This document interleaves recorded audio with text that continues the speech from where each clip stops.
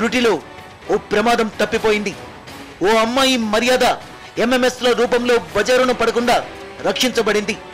కానీ ఈ ఘటన చాలా మందిలో చాలా కలవరపాటుకు కారణమైంది. ఇలా ఎన్ని నగరాల్లో, ఎన్ని పట్టణాల్లో, ఎన్ని షాపింగ్ మాల్స్ లో ఎవరికీ తెలియకుండా జరిగిందో, ఎంతమంది అమాయకులైన ఆడబిడ్డల ఇజ్జత్ దుర్మార్గుల నెట్లో చిక్కుకుందో, ఎందరికో ఎన్నో ఎన్నో అనుమానాలు. ఆలోచిస్తేనే గుండెకు చెమట పట్టించే నీచమైన చీకటి పని ఈ దారుణం. ఇప్పుడు విశాఖ హోటల్ మేనేజర్ నిర్వాకంతో మరోసారి హిడెన్ కెమెరా భయం అందరినీ వెంటాడుతోంది. ఇతని పేరు రమణ. హోటల్ బాయ్ నుంచి మేనేజర్ స్థాయికి ఎదిగాడు. స్టాఫ్ టాయిలెట్స్ లో హిడెన్ కెమెరాలు అమర్చాడు. మహిళా ఉద్యోగులు బట్టలు మార్చుకునే సీన్లు చిత్రీకరించాడు. సీడీలకు ఎక్కించి అమ్మాయిల్ని బెదిరించి బెడ్రూమ్లోకి రప్పించి తన కోరిక తీర్చమని బలవంతం చేశాడు. పరువు కాపాడుకోవాలన్న అసహాయ స్థితిలో ఆ అభాగినులు లొంగిపోయారు. వారితో జరిపిన చీకటి కృత్యాన్ని కూడా కెమెరాలో బంధించాడు. మళ్ళీ మళ్ళీ వారిని వాడుకున్నాడు. చిట్కా ఫలించిందని సంతోషించాడు. అదే జీవిత ధ్యేయంగా పెట్టుకున్నాడు. కానీ పాపం బయటపడింది. ఈ హేయమైన నీచమైన ఘటన రాష్ట్రాన్నే కాదు, దేశాన్నే కుదిపేసింది. మరోసారి హిడెన్ కెమెరాల భాగోతంపై చర్చ మొదలైంది. మన ఇంట్లో మనం ఉంటాం, కానీ మన అమ్మాయో, మన తల్లో, మన చెల్లో, మన ఇల్లాలో ఒక దుర్మార్గుడు పాపిష్టి బుద్ధికి బలి కావచ్చు. మన రాష్ట్రంలోనే అనేక సంఘటనలు జరిగాయి. అది డాక్టర్ కావచ్చు, కాలేజీ లెక్చరర్ కావచ్చు, ప్రేమ పేరు చెప్పి మోసం చేసి దుర్మార్గపు కుర్రకారు క్రూర మనస్తత్వం కావచ్చు. ఏదైనా కూడా మనిషిలోని నీచత్వానికి ప్రతీకే. ఎక్కడా మనకు సేఫ్ కాదని నిరూపిస్తున్న పాడుకాలమే.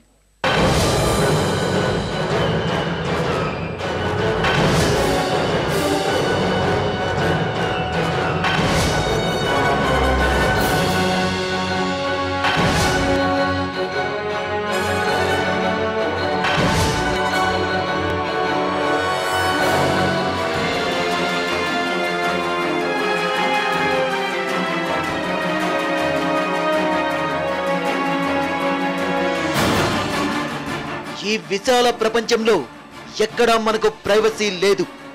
ఎక్కడకు వెళ్ళినా ఓ దుష్ట శక్తి మనల్ని వెంటాడుతూనే ఉంది. అది హిడెన్ సీసీ కెమెరా కావచ్చు, సెల్ ఫోన్ కెమెరా కావచ్చు.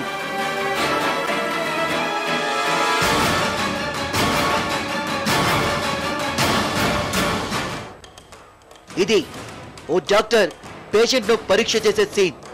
ఇందులో ఆశ్చర్యమేముంది అనుకోకండి.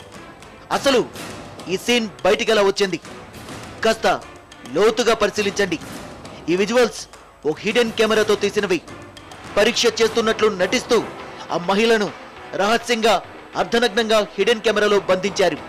ఆ తర్వాత వాటిని చూపించి ఆమెను బ్లాక్మెయిల్ చేసి తన లైంగిక వాంఛల్ని తీర్చుకున్నాడు డాక్టర్. ఇదెక్కడో జరిగిన సంఘటన కాదు, మన రాష్ట్రంలోనే జరిగింది.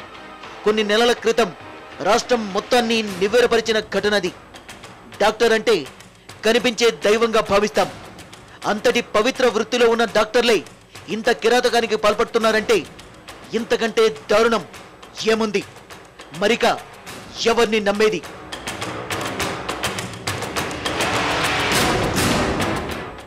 గుంటూరు జిల్లా పెదనందిపాడు మండలం.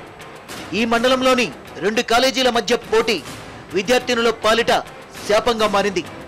ఓ అమ్మాయిని లోబర్చుకున్న లెక్చరర్ తన అరాచకాన్ని కెమెరాలో బంధించాడు. ఆ తర్వాత అమ్మాయిని బ్లాక్మెయిల్ చేయడం మొదలెట్టాడు. ఆ అమ్మాయి ఆత్మహత్యకు పాల్పడింది. ఈ ఘటన జరిగింది మీ కాలేజీలో అంటే కాదు, మీ కాలేజీలోని ఆ 2 యాజమాన్యాలు ఒకరిపై ఒకరు ఆరోపణలకు దిగారు. నేను సెక్రటరీ కరస్పాండెంట్ని. అదే మండలంలో పెద్దందిపాడులో ప్రతిభా జూనియర్ కళాశాల ఉంది. ఒక 6 months బ్యాక్ ఆ కాలేజీలో పనిచేసే అధ్యాపకుడు విద్యార్థులను లోపరుచుకొని అదంతా సెల్లో అసభ్యంగా తీసేసి నెట్లో పెట్టి అమ్మాయిలు సూసైడ్ అటెంప్ట్ చేసుకునే వరకు పోయింది సార్. మరి దాని మీద ఎటువంటి చర్య తీసుకున్న అధ్యాపకుడి మీద కానీ కాలేజీ యాజమాన్యం మీద కానీ ఎటువంటి చర్య తీసుకోలేదు. అవతలి పక్షం వాదనేంటో కూడా వినండి. నా కాలేజీలో జరిగిందని చెప్తున్నారు. వాడు నిన్న వచ్చి నేను ఉన్న దాన్ని బట్టి సీడీలు లేదా సమ్ మెటీరియల్ ఇచ్చారని చెప్పారు. ఆ మెటీరియల్ మీరు చూడండి, అది నా కాలేజీలో జరిగిందా, ఈ ఊళ్ళో జరిగిందా, బయట జరిగిందా? కాలేజీ 10 గంటలకు స్టార్ట్ అవుతుంది, కాలేజీ వచ్చేసి 4 గంటలకు ఎండ్ అవుతుంది. కాలేజీ బయట జరిగే వాటికి మేనేజ్మెంట్ ఏమాత్రం బాధ్యత వహించలేదు. కామం నెత్తికెక్కిన ఓ దుర్మార్గుడి వల్ల ఓ విద్యార్థిని ప్రాణాలు కోల్పోయింది. ఇక్కడ హంతకుడు వాడిన ఆయుధం హిడెన్ కెమెరాయే. మరో స్టూడెంట్కి అటువంటి అన్యాయం జరగకుండా చూడాల్సిన కాలేజీ యాజమాన్యాలు దీన్నో పావుగా వాడుకుంటున్నాయే తప్ప అసలు హంతకుడికి శిక్ష పడేట్టు చేయడంలో మాత్రం విఫలమయ్యాయి.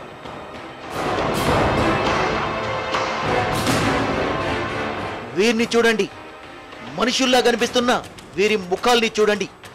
వీరు చేసిన పనేంటో తెలుసుకుంటే మనలాగే వీళ్ళు ఉన్నందుకు మన మీద మనకే అసహ్యం కలగొచ్చు. తెలుగులో ఏ మాట సరిపోని నీచాతి నీచమైన దుర్మార్గాన్ని గుడిగట్టిన నికృష్టులు వీళ్ళు.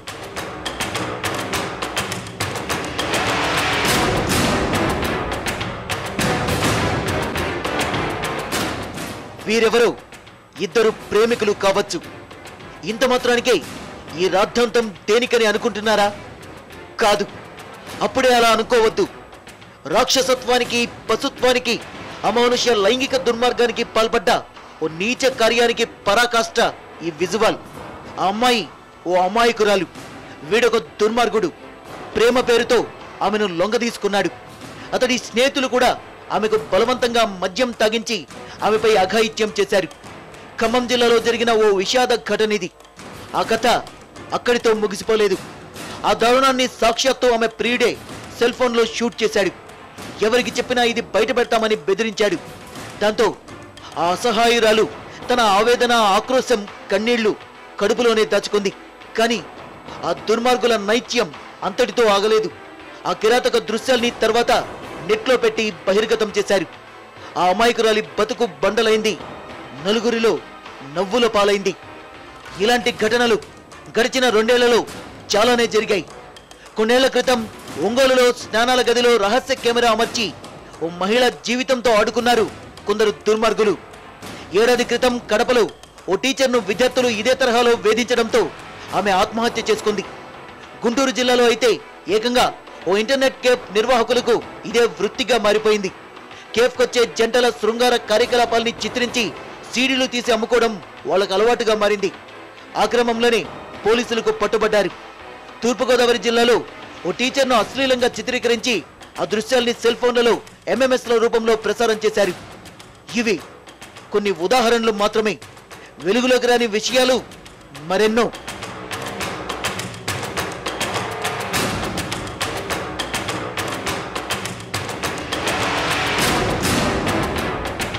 ఇదంతా సరే, ఇంతకీ ఇలాంటి చీకటి పనుల కోసం ఎలాంటి కెమెరాలు వాడడానికి అవకాశం ఉంది? ఆ కెమెరాలను కనిపెట్టే టెక్నాలజీ ఏమైనా అందుబాటులో ఉందా? అన్నీ ఉన్నా కూడా మనల్ని నమ్మించి మోసం చేసేవారు ఎప్పుడూ ఉండనే ఉంటారు. అందుకే మన చుట్టూ మనమే ఓ నిఘా పెట్టుకోవాలి, అత్యంత జాగ్రత్తగా మసులుకోవాలి. సెల్ ఫోన్ శత్రువులా మారిపోయే అవకాశాన్ని కూడా పసిగట్టాలి.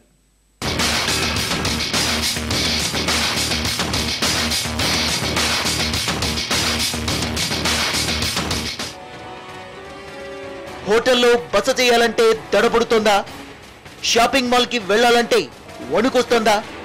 బట్టల షాప్లో చేంజ్ రూమ్ పేరు చెబితే చిరాకేస్తోందా? ఎక్కడ ఏ హిడెన్ కెమెరా దక్కుందోనని భయపడుతున్నారా? కానీ ఇప్పుడు మరీ అంతగా భయపడాల్సిన పని లేదు. మిమ్మల్ని వెంటాడుతున్న ఆ భూతానికి చెక్ పెట్టే మంత్రం ఇప్పుడు అందుబాటులోకి వచ్చేసింది. ఇక్కడ కనిపిస్తున్న ఈ పరికరం పేరు హిడెన్ కెమెరా డిటెక్టర్. అరచేతిలో ఇమిడిపోయేంత ఈ బుల్లి పరికరం రూమ్లో ఏ మూల హిడెన్ కెమెరా ఉన్నా ఇట్టే పసిగట్టేస్తుంది. బ్యాటరీతో నడిచే ఈ డిటెక్టర్ నుంచి గదినంతా గమనిస్తే హిడెన్ కెమెరా గుట్టు మొత్తం రట్టయిపోతుంది.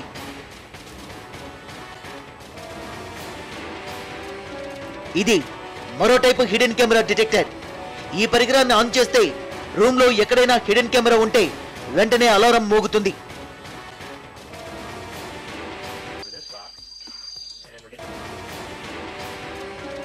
ఇక్కడ ఓ సిగరెట్ ప్యాక్ లో హిడెన్ కెమెరా ఉంది.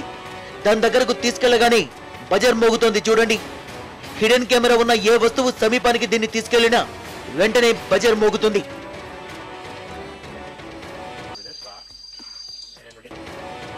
ఇవే కాదు, ఇంకా చాలా మోడల్స్ ఉన్నాయి. హిడెన్ కెమెరా డిటెక్టర్ ను మన జేబులో పెట్టుకుంటే ఆ రూమ్ లో ఎక్కడైనా కెమెరా ఉంటే వెంటనే మనకు వైబ్రేటింగ్ సిగ్నల్స్ వచ్చేస్తాయి. ఆ తర్వాత ఆ కెమెరా ఎక్కడుందో మనం డిటెక్టర్లో చూసి పసిగట్టేయొచ్చు. ఇంకా అడ్వాన్స్డ్ మోడల్స్ కూడా ఉన్నాయి. ప్రస్తుతం ఇవి అమెరికన్ మార్కెట్లో అందుబాటులో ఉన్నాయి. వీటి ధర $30 నుంచి $75 వరకు ఉంటుంది. ఆన్లైన్ షాపింగ్ లోనూ వీటిని కొనుక్కోవచ్చు. సాధారణంగా మన వాళ్ళు వాడే హిడెన్ కెమెరాలు 2 రకాలు. ఒకటి వైర్తో నడిచేవి, 2 వైర్లెస్. ఇప్పుడంతా వైర్లెస్ కెమెరాల ట్రెండ్ నడుస్తోంది. వీటిని ఎక్కడ కావాలంటే అక్కడ ఈజీగా మార్చేయొచ్చు, వైర్ల గొడవ ఉండదు. ఇందుకు ఈ హిడెన్ కెమెరాలు ఎక్కడెక్కడ ఉంటాయో తెలుసా? తెలిస్తే ఆశ్చర్యపోవాల్సిందే. మీరు తీసుకున్న రూమ్ లో బుక్స్ ర్యాక్ ఉంటే దాన్ని అనుమానించాల్సిందే. ఈ పుస్తకాల మధ్య ఎక్కడైనా హిడెన్ కెమెరా దక్కునే అవకాశం ఉంది. రూమ్ లోని డెస్క్ ల్యాంపుల్లోనూ పవర్ఫుల్ కెమెరాలు అమర్చే ప్రమాదం ఉంది. రూమ్స్ లో అమర్చే ఇండోర్ ప్లాంట్స్ పైన ఒక కన్నేయాల్సిందే. హిడెన్ కెమెరాల్ని వాటికి అమర్చే అవకాశం ఉంది. బెడ్రూమ్స్, బాత్రూముల్లో అమర్చే టిష్యూ పేపర్ బాక్సుల్ని నమ్మొద్దు. వాటిలో కూడా బుల్లి కెమెరాలు దాక్కుని ఉండొచ్చు. పెన్నులో కూడా కెమెరాలుంటాయి, జాగ్రత్త సుమా. రూమ్ లో ఉండే స్మోక్ డిటెక్టర్లు, ఏసీలను జాగ్రత్తగా పరిశీలించాల్సిందే.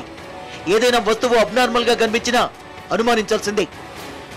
సరే, మీరు హిడెన్ కెమెరాను పట్టుకున్నారు, అప్పుడు ఏం చేయాలి? అనవసరంగా ఆందోళన పడిపోకండి. వెంటనే దాన్ని టవల్తోనో మరేదైనా క్లాత్తోనో కప్పేయండి. వెంటనే పోలీసులకు ఫోన్ చేయండి. పోలీసులు వచ్చేలోపు ఆ విషయాన్ని హోటల్ సిబ్బందికి చెప్పకండి. ఒకవేళ పోలీసులు రావడం మరీ ఆలస్యమైతే ఆలోపు మీడియాను కూడా పిలవండి. విషయం నలుగురికి తెలిస్తే మీ పరువు పోతుందనో, ప్రతిష్ట దెబ్బతింటుందనో భయపడకండి. ధైర్యంగా విషయాన్ని ప్రపంచానికి చాటి చెప్పండి. అప్పుడే దుర్మార్గులకు శిక్ష పడుతుంది. మరోసారి తప్పు చేయడానికి భయపడతారు.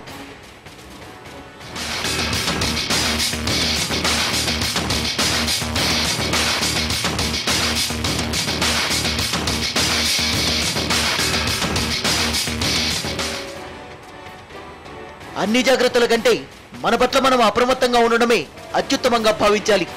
అంతేకాదు, ఇలాంటి చీకటి వేధింపుల్ని ధైర్యంగా ఎదుర్కొనే శక్తిని మన పిల్లలకు మనం అందించాలి. ఇలాంటి దుర్మార్గుల చేతికి చిక్కకుండా కాపాడుకోవడమే కాదు, ఒకవేళ జరగరాంది జరిగితే దుర్మార్గుల్ని చట్టానికి పట్టించే సాహసాన్ని మన పిల్లల్లో నింపాలి. ఇదొక సోషల్ ప్రాబ్లంగా భావించి దీన్ని పరిష్కరించుకోవాల్సిన మార్గాలు అందరూ అన్వేషించాలి. మన పిల్లలు అప్రమత్తంగా ఉండాల్సిన అవసరాన్ని నొక్కి చెబుతున్న ఇన్సిడెంట్ ఇది. అటు చట్టం, రక్షణ వ్యవస్థ, షాపింగ్ మాల్స్, హోటల్స్ యాజమాన్యం అంతా కలిసి ఉమ్మడిగా మన మహిళా మూర్తుల మర్యాదను కాపాడుకోవాలి. లేదంటే కనపడని భూతాలు మన ఇంటి గౌరవాన్ని మంటగలిపే పనిలో ఇలా స్వైరవిహారం చేస్తూనే ఉంటాయి. ఇది కేవలం ఒక ఇంటి పరువు మర్యాదకు సంబంధించిన విషయం మాత్రమే కాదు, అందరినీ కలవరపరుస్తున్న దుష్ట సంస్కృతి.